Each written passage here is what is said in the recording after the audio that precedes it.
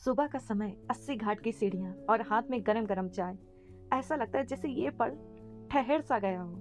गंगा का शांत बहता जल और उगते सूरज का दृश्य मानो आत्मा को छू जाता है। हम घाट की सीढ़ियों पर बैठे चाय की चुस्कियों का आनंद ले रहे थे।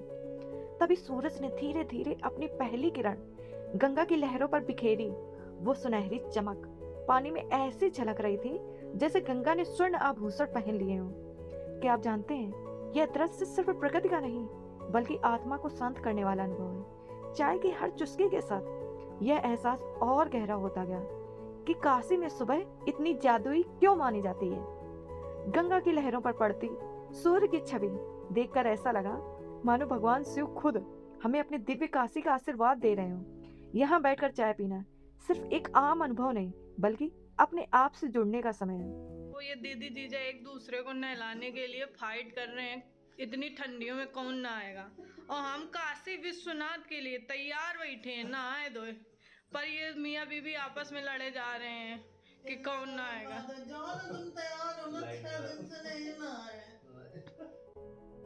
भाई, काशी की ठंड का तो अपना ही जलवा है। अब यहाँ का हाल ऐसा है कि बिस्तर से निकलने का नाम लेना भी गुनाह जैसा लगता है। और इस ठंड में जब मैंने देखा कि दीदी और जीजा एक दूसरे को नहाने के लिए उठा रहे थे, तो समझ गई कि असली प्यार यही होता है। जीजा बोले पहले तुम जाओ, दीदी बोली नहीं नहीं पहले आप जाओ।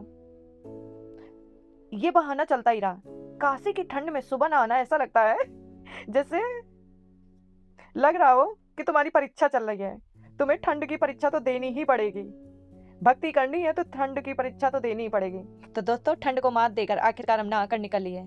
अब बारी थी उस पल की जिसको हम सबको बेसब्री से इंतजार था, काशी विश्वनाथ के दर्शन की।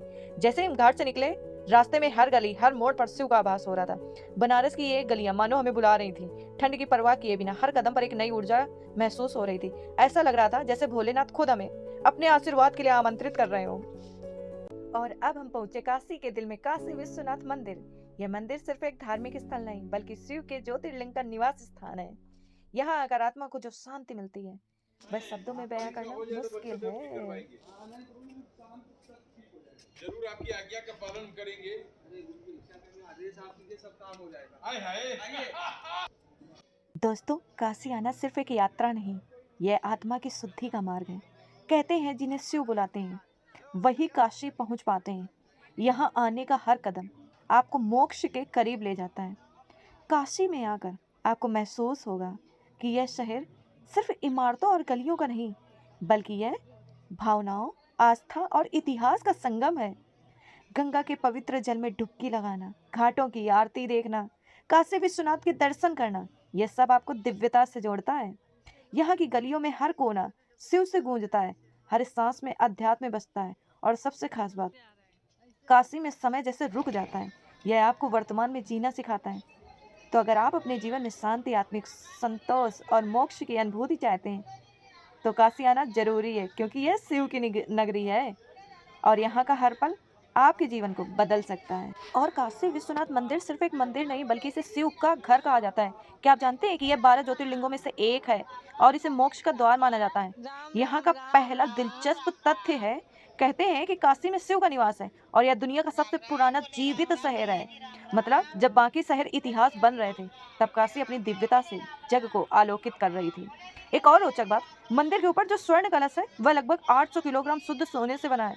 इसे महाराजा रणजीत सिंह ने दान से बनवाया था। यह एक अनोखा तथ्य यह भी है कि मंदिर की शिवलिंग गंगा की धारा के विपरीत दिशा में स्थित है, जो इसे और भी खास बनाता है। अंत में हमारी यात्रा का अंतिम पड़ाव काल भैरव मंदिर। काशी के कोतवाल कहे जाने वाले भैरव बाबा के दर्शन किए बिना काशी यात्रा अधूरी है। इनके दर्शन किए बिना यह मंदिर रहस्यमय भी है और शक्ति का प्रतीक भी है। बाबा से आशीर्वाद लेना हमारी यात्रा का सबसे खास हिस्सा रहा।